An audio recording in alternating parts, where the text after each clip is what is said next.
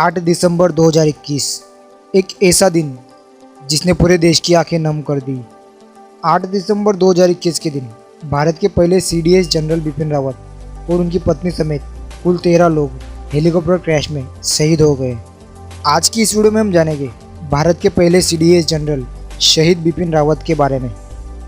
Chief of defence staff general Bipin Rawat का जन्म 16 मार्च 1958 को उत्तराखंड के पौड़ी में हुआ था। उनके पिता लक्ष्मण सिंह रावत ने भारतीय सेना की सेवा की और लेफ्टिनेंट जनरल के पद तक पहुँचे। उनकी मां उत्तराखंड के उत्तरकाशी के एक पूर्व विधायक की बेटी थी।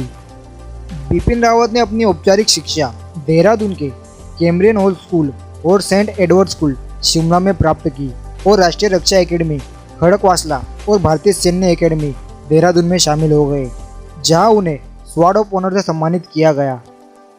Bipin Rawat defence services staff college Wellington और यूनाइटेड स्टेट्स आर्मी कमांड में हायर कमांड कोर्स और फोर्ट लेवेनवर्थ कंसास में जनरल स्टाफ कॉलेज से भी स्नातक थे। रक्षा अध्ययन में डिग्री के साथ साथ मद्रास विश्वविद्यालय से प्रबंधन और कंप्यूटर अध्ययन में डिप्लोमा, सैन्य मीडिया सामरिक अध्ययन पर उनके शोध के लिए उन्हें चौधरी चरण सिंह विश्वविद्यालय मेरठ द्वारा डॉक्टर ऑफ फिलोसफी से सम्मानित किया गया। 16 दिसंबर 1978 को सीडीएस बिपिन रावत को 11 गोरखा राइफल्स की 5वीं बटालियन में नियुक्त किया गया था, जो उनके पिता लक्ष्मण सिंह रावत की इकाई थी। सीडीएस बिपिन रावत ने आतंकवाद विरोधी अभियानों का संचालन करते हुए 10 साल बिताए और मेजर से लेकर वर्तमान सीडीएस तक विभिन्न सेवाओं में काम किया। मेजर के पद पर रहते हुए सीडीएस बिपिन रावत ने जम्मू कश्मीर के उरी में एक कंपनी की कमान संभाली। उन्होंने कर्नल के रूप में किबिथू में एलईसी के साथ अपनी बटालियन की कमान संभाली। ब्रिगेडियर के पद पर प्रमोशन होने के बाद उन्होंने सोपोर में राष्ट्रीय राइफल्स के 5 सेक्टर और कांगो लोकतांत्रिक गणराज्य में एक अध्याय मिशन में बहुराष्ट्रीय ब्रिगेड की कमान संभाली, जहां उन्हें 2 बार फोर्स कमांडर की प्रशस्ति से सम्मानित किया गया। बिपिन रावत ने उरी में 19वीं इन्फेंट्री डिवीजन के जनरल ऑफिसर कमांडिंग के रूप में पदभार संभाला, जब उन्हें मेजर जनरल के पद पर प्रमोशन किया गया। एक लेफ्टिनेंट जनरल के रूप में उन्होंने पुणे में दक्षिणी सेना को संभालने से पहले दीमापुर में मुख्यालय वाली कोर की कमान संभाली। सेना कमांडर ग्रेड में प्रमोशन होने के बाद उन्होंने दक्षिणी कमान के general officer commanding in chief का पद ग्रहण किया। थोड़े समय के कार्यकाल के बाद उन्हें vice chief of army staff के पद पर प्रमोशन मिल गया।